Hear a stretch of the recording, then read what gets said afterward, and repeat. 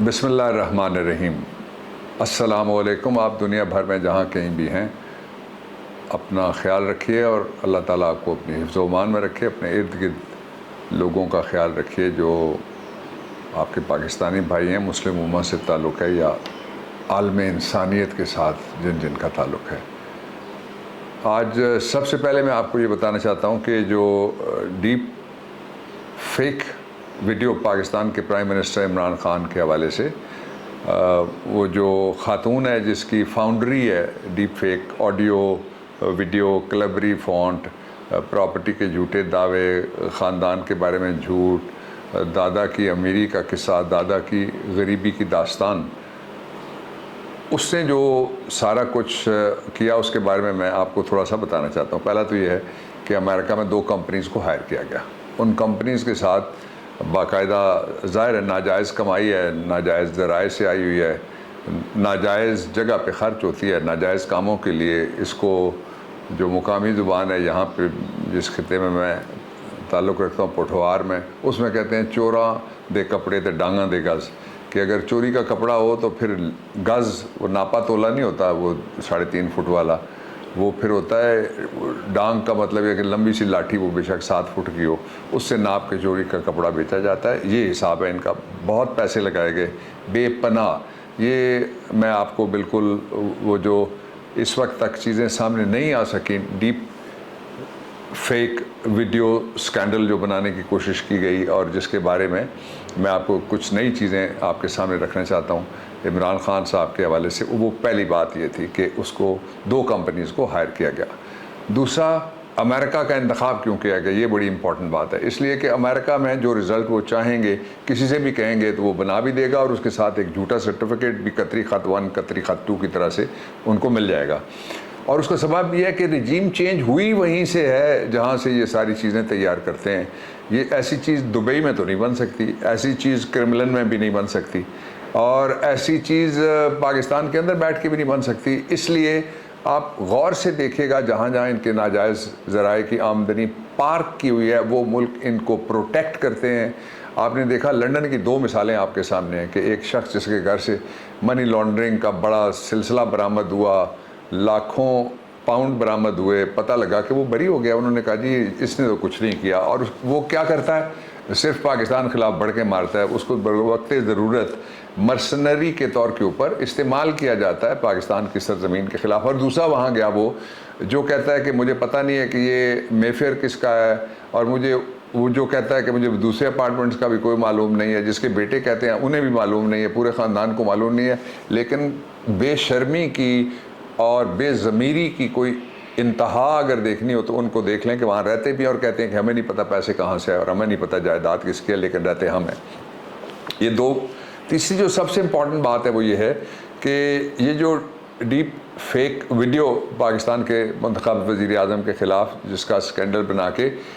کچھ لوگوں کو پہلے یہ کہا گیا کہ آپ ماحول بنائیں، لیکن ماحول بن نہیں سکا۔ انہوں نے کہا جی ویڈیو آ رہی ہے، پھر ایک اور آتا ہے وہ کہتا ہے ویڈیو آ گئی ہے، ایک اور آتا ہے وہ کہتا ہے کہ ویڈیو میرے پاس پہنچی ہے، ایک اور آتا ہے وہ کہتا ہے کہ ویڈیو 1-2 دن میں لیک ہو جائے گی۔ لیکن پاکستان نے اس ویڈیو کو ابتدا میں ہی مسترد کر دیا پورے پاکستان۔ ان کو معلوم ہے، اس لیے کہ ان کی بڑی لمبی داستانیں ہیں اس طرح کی، ان کے پاس فیک ایویڈنسز بنانے کی، فیک ڈاکیومنٹس بنانے کی۔ اور آپ اندازہ لگائیے دنیا کی تاریخ میں پہلی دفعہ وہ جو کلبری فونٹ کا فونٹ نہیں آیا تھا، وہ ایپ ابھی نہیں آیا تھا، تو اس سے پہلے وہ کہتے ہیں کہ اس ایپ میں انہوں نے ایپ بنانے والے سے بھی پہلے انہوں نے ایک خط تیار کر لیا اپنا، جو انہوں نے عدالت کے اندر جا کے پیش کیا اور ان کے منہ پہ آ کے پڑا قطری خط 1-2 کی طرح کلبری فونٹ بھی۔ یہ تیسری بات تھی۔ چوتھی اور امپورٹنٹ بات یہ ہے کہ اس کے لیے خاص لوگوں کی ڈیوٹی لگائی گئی ہے کہ وہ خاص لوگ اس وقت اگر آپ دیکھیں گے تو آپ کو 3 طرح کا پروپیگنڈا ملے گا۔ ایک پروپیگنڈا یہ ہے کہ کوئی ویڈیو ہے اور وہ جو ویڈیو ہے وہ ڈیپ فیک ٹیکنالوجی کے ذریعے سے تیار کی گئی، ساری دنیا میں بڑے بڑے سٹارز کی اور بڑے بڑے لیڈرز کی، امریکہ کے فارمر پریزیڈنٹ 1 نہیں 2 کی اس طرح کی، اور بہت بڑے نام والے، میں نام نہیں لینا چاہتا،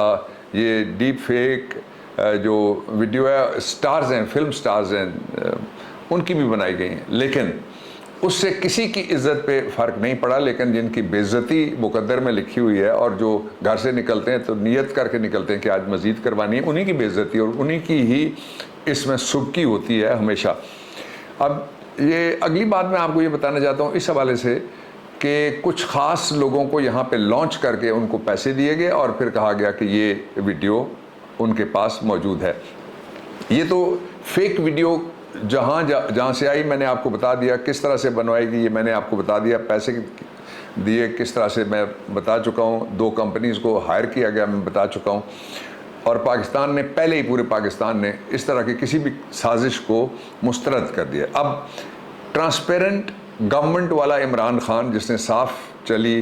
شفاف چلی، تحریک انصاف چلی کی حکومت چلائی، اس کے دور کے بارے میں آپ کہا کیا جا رہا ہے؟ کہتے ہیں کہ کوئی خاتون ہے جو پراپرٹی کا کام کرتی تھی، تو دیکھیں نا جی یہ تو سب سے بڑا سکینڈل ہے، 20 سال سے جو پراپرٹی کا کام کرتی ہے، اگر اس کے پیسے اکاؤنٹ میں گئے یا آئے تو وہ زیادہ سے زیادہ یہی پوچھا جا سکتا ہے ان پہ ٹیکس دیا یا نہیں دیا اور یہ پیسوں کا سورس کیا ہے، اس کے ساتھ کوئی تعلق نہیں ہے۔ لیکن اس وقت جس چیز کی وہ تلاش میں باریک بات جو پہلے آپ سے شاید کسی نے کی، میں آج کرنے لگا ہوں آپ سے، وہ بات یہ ہے کہ اصل میں وہ دیکھیں نا، خواتین جن کے بچے ہوں وہ نازک ہوتی ہیں ہر اعتبار سے، صنف نازک ان کو کہا جاتا ہے، لیکن جن کے بچے ہوں وہ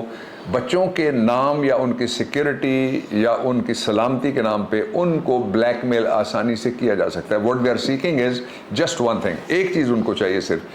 کہ جس طرح مقصود چپڑاسی ہے، جس طرح سے گلزار چپڑاسی ہے، جس طرح سے ٹی ٹی ہے، اور اس میں سچی ایویڈنس ہیں اور کاغذات کے اوپر ادھر بھرا ہوا ہے میرے پاس، وہ سارے کا سارا آپ کو میں اگر دکھا سکوں، 7 والی جگہ پہ بڑی فائلیں پڑی ہوئی ہیں، وہ سارا کچھ آفیشیل ہے اور سارا کچھ عدالتوں سے آیا ہوا، وہ کسی نے خود نہیں تیار کیا ہوا، وہ کوئی کلیبری فونٹ نہیں ہے اور وہ کوئی ڈیپ فیک ویڈیو نہیں ہے۔ وہ چاہ یہ رہے ہیں کہ کسی طریقے سے عمران خان کے خلاف ایک سلطانی گواہ کسی خاتون یا مرد کو بنا دیا جائے، اور خواتین پہ اسی لیے انہوں نے شروع کیا ہے جو 20 سال سے پراپرٹی کا کام کرنے والی خاتون ہے اس کے حوالے سے، کہ اس کے اکاؤنٹ میں کتنے پیسے اور کتنے پیسے گئے۔ اس پہ اگرچہ ججمنٹ پہلے سے موجود ہے، جو سپریم کورٹ آف پاکستان کے سینئر موسٹ جج صاحب ہیں ان کی پٹیشن پہ ججمنٹ آئی ہے، وہ سارے جانتے ہیں، اور وہ لارجر بینچ بیٹھا تھا، اس سب نے فیصلہ کیا ہوا ہے۔ دوسرا وہ کیا کہتے ہیں؟ دوسرا وہ یہ کہتے ہیں کہ اس وقت کوئی سازش نہیں ہوئی۔ جو سینتھیا ایک کانگریس وومن ہیں اور امریکہ کے صدارتی الیکشن میں پریزیڈنشل کینڈیڈیٹ رہ چکی ہیں، انہوں نے کہا ہے کہ عمران خان کو ہٹانے کے لیے استعمال کیا امریکہ نے اپنا پورا اثر و رسوخ، اور ساتھ ہی نو ایگزٹ فرام پاکستان جو ڈینیل کی کتاب ہے اس کے اندر لکھا ہوا ہے کہ ہم پاکستان کو جس طرح، وہ ان کا کوئی خالہ جی کا گھر ہے، وہ کہتے ہیں جی ہم تو نہیں جائیں گے پاکستان کو چھوڑ کے کسی قیمت کے اوپر۔ 3 وجوہات اس کی بتاتے ہیں۔ پہلی وجہ یہ کہ پاکستان کے پاس ایٹمی اثاثے اور ballistic missile intercontinental technology ہے۔ دوسری وجہ اس کی فوج کے اوپر نظر رکھنے کی ضرورت ہے، کلوز آئے یہ لفظ انہوں نے استعمال کیا۔ اور وہ تیسری وجہ یہ بتاتے ہیں کہ پاکستان وہ واحد ملک ہے دنیا کے جس کے چائنا کے ساتھ بڑے ڈیپ ریلیشنز ہیں، گہرے ان کے تعلقات ہیں، اس لیے ہم اس حوالے سے پاکستان کو کبھی بھی یہاں سے نکل کے ہم جانے کے لیے تیار نہیں ہیں۔ افغانستان نے یہ اس قدر بے رحمی اور بے شرمی کے ساتھ پاکستان کے ساتھ یہ سلوک کروایا، یہاں کے سہولت کاروں نے اور میر صادق اور میر جعفر نے کیا کروایا کہ آپ احسان دیکھ لیجئے کہ